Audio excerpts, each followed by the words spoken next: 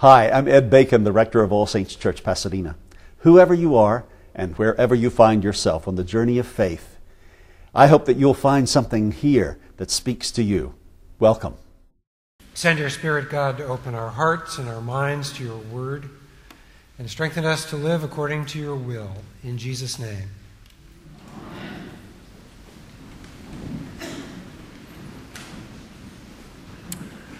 I think I should probably reintroduce myself.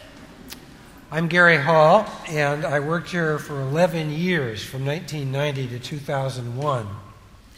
I've been away from All Saints now for the same number of years that I was on the staff, so I'm sure a declining percentage of people here remember me. I'm now rector of a parish in Michigan, and I come back here every summer to see if the place can still get along without me, to wonder how it can get along without me, and to receive a new infusion of progressive movement spirit. When you hang around with progressive movement types, one of the phrases you hear continually is speaking truth to power. Today's gospel tells us the story of what happens when you try to do that. If you're John the Baptist, you get your head cut off. Many of us who are drawn to peace and justice have, how do I put this? We have big mouths. A parishioner of mine from my Malibu days used to tell me, "My dear boy, you will never be a bishop. You can't help saying the first thing that comes into your head."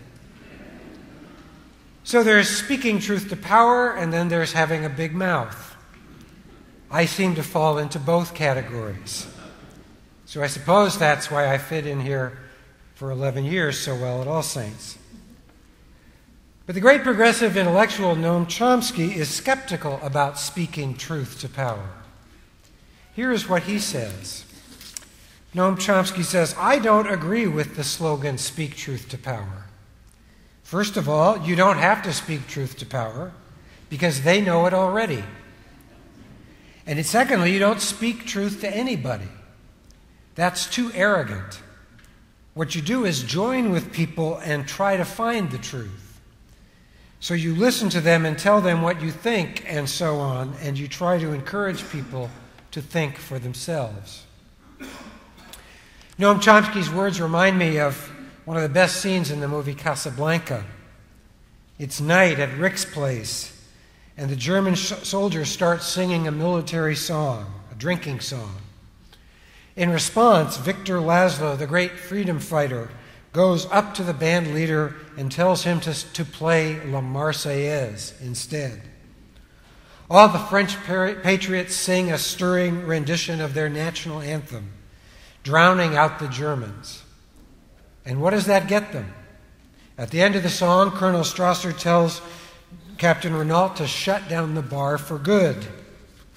The patriots spoke, or rather they sung, truth to power, and power did what it does. It crushed them. That's very much what we see in the gospel reading for today. What made John the Baptist think? What made him think that it was a strategically good idea to criticize Herod for committing adultery with his brother's wife? Herod was kind of a touchy guy. He was a puppet king of Israel serving the interests of Rome. He thought that he himself was the Messiah, the Jewish king who would bring back royal power to the throne of David, even if in a puppet satellite state. So John's message that there was another Messiah, a kind of an anti-king, Jesus, that message was not precisely calculated to win friends and influence people. We know from the contemporary historian Josephus that Herod was already afraid that John the Baptist would lead an insurrection against him. So getting up in public and accusing a nervous king of adultery was not a smooth move. It was like asking for La Marseillaise squared. One of my favorite contemporary writers these days is a man named Jonathan Lear, a philosopher who teaches at the University of Chicago. He's actually Norman Lear's nephew. Jonathan Lear is also a Freudian psychoanalyst, and he writes intriguingly about the connections between philosophy and psychiatry. In his book, Open-Minded, Lear tells the story of a dream he had about his name, Lear, and its connection to the Shakespeare play. He realized that in his dreams he was not King Lear at all, but in fact he was Cordelia, Lear's daughter, who refused to tell the king what he wanted to hear and is banished for that refusal. Jonathan Lear's flash of insight came when he realized that Cordelia's problem was his problem. Here's what he says. He says, "To identify with Cordelia is to want to be blunt, to avoid embellishment, flattery, or hypocrisy, and to want to be loved for doing just that. This is not a set of desires which get satisfied often. By and large, people prefer to be flattered. They find it hard to recognize love in a blunt appraisal, and they find it even harder to reciprocate such love. Cordelia's strategy," he concludes, "is not the route to massive popularity. We want to tell the truth, and we want to be loved for telling it. That was Cordelia's problem. That was Jonathan Lear's problem. That was John the Baptist's problem. And I can't speak for you, but speaking for myself, I realize it's often my problem too." So what is a prophet or a prophetic community to do? We want to speak the truth, and we want to hold power accountable, and we want, if possible, to avoid being beheaded. Many of the people we call saints today were those who stood up for Christianity against the oppressive claims of empire. They were martyrs, and the Greek word martyr means literally witness. They were martyrs, they were witnesses to the truth of the gospel, and they did indeed speak truth to power. So martyrdom or witness is an ancient and honorable tradition in Christianity. And there are times when we need to risk doing that in the service of what is right. But I've been around the movement world for a long time now, and I think a lot of what we call prophecy is simply self-dramatization. There's another ancient tradition, a more pragmatic one, a tradition that counsels working with power to achieve good ends. Of course, there are times when imperial power is intractable, when you have to stand up and demand that the band play La Marseillaise, even though you know that they will shut down the bar. But there are also times to work with power, to bring about a good result for everybody. The trick, of course, is to be able to tell the difference between those times. Listen again to the last part of what Noam Chomsky says. He says, "And secondly, you don't speak truth to anybody. That's too arrogant. What you do is to join with people and try to find the truth. So you listen to them and tell them what you think and so on. And you try to encourage people to think for themselves."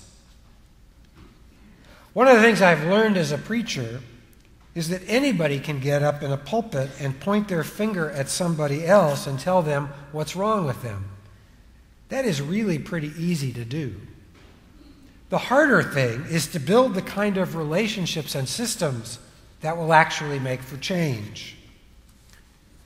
So the story of John the Baptist's execution for speaking truth to power leads me to make 2 points about its implications. One point is about our national life. The other point is about our personal lives. First, about our national life. If you're anything like me, you are already sick of the presidential election. And it's only July. Am I risking this place's tax-exempt status by having said that? Speaking as both a liberal and as an American, I am increasingly troubled by the ideological polarization of our nation. One of the insights of American pragmatism, the philosophical school, started with Ralph Waldo Emerson and then William James and the great John Dewey and the great Cornel West, is that arguing over principles will never get you anywhere. The late philosopher Richard Rorty, one of my other heroes, a great pragmatist thinker, said, when I first went into philosophy, I was looking for first principles. I thought that if you could get the right principles, everything else would fall into place, but I was wrong. I gradually realized that it is only when things have already fallen into place that you can figure out what principles you want. He concludes, a political left needs agreement on projects much more than principles. Now, Rorty was speaking to the left here, but he might have been talking to the nation as a whole.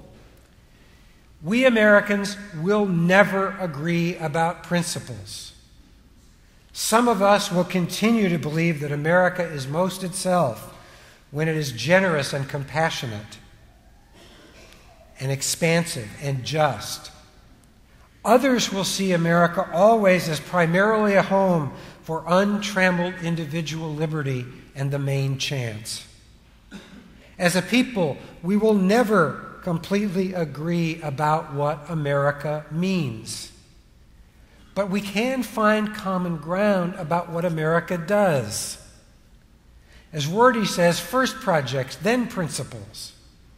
I believe that we in the faith community have a role that goes beyond the mere speaking of truth to power. I believe we can be the ones who convene a national conversation that transcends ideology, a conversation about what we as Americans can do to improve the quality of life for everyone. As Noam Chomsky says, we can join with people to find truth. As Richard Rorty says, we'll derive new principles once we've worked together on projects that advance the common good. So my first point is aimed at us liberal, progressive Christians. We need less to speak truth to power and more to find common ground with those whom we have stigmatized as our adversaries. For the most part, those people want what we want. Common projects, and maybe sharing a meal together, will take us to a new shared place.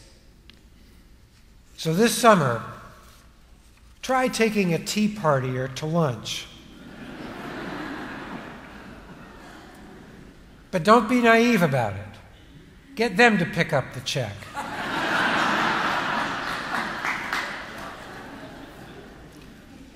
Second, we should hear what Chomsky and Rorty have to say in its relevance to our personal lives. How many arguments have I been in where I have been abstractly right and relationally wrong? Households are political communities. The people in them may disagree about principles, but in the end, they all want the same things. I know that I have failed as a husband, as a father, as a son, when I have insisted on my own rightness over the needs of my family community. It's one thing to end an argument by slamming the door with a great exit line. It's another to open yourself to the other's point of view and to make a new truth together. First projects, then principles. Works as a mantra not only in the public square, it works at home, on the job, and in all areas of our lives. I have been more concerned about being right and less concerned about reconciled than I from here on want to be. Join with people to find the truth. First projects, then principles. You know, the gospel is always going to be countercultural in whatever context it finds itself. Rome, medieval Europe, contemporary America, every culture, every system, every nation always falls short of God's vision for human life. In the same way, every family, every household can be more loving and just. But too often we use that countercultural nature of the gospel as a club with which to beat each other. Either mercy or justice, we cry. Either compassion or freedom. Instead of that tired drumbeat, how about this? From now on, no more false choices. No more speaking the truth to power. First projects, then principles. Let's join with each other at home, at work, in the community. And let's make a new shared truth. Let us eat and work together to build that truth into a living reality of mutuality and justice, of freedom and compassion. And then let us have the grace and the forbearance to live that new truth and to walk together into the abundant life which God is always offering us. That life is made real now around this table, the table at which we dine together with each other and with Jesus. Amen.